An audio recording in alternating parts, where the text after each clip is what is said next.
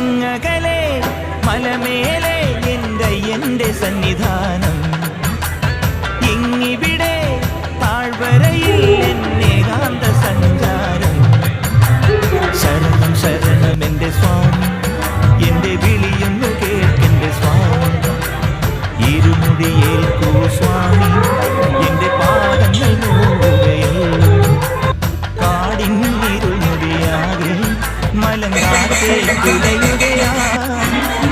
കാട്ടാനകളുടെ മേണ്ടി കരിഞ്ചൊലിയുടെ മൂളൽ തുണയിവിടെ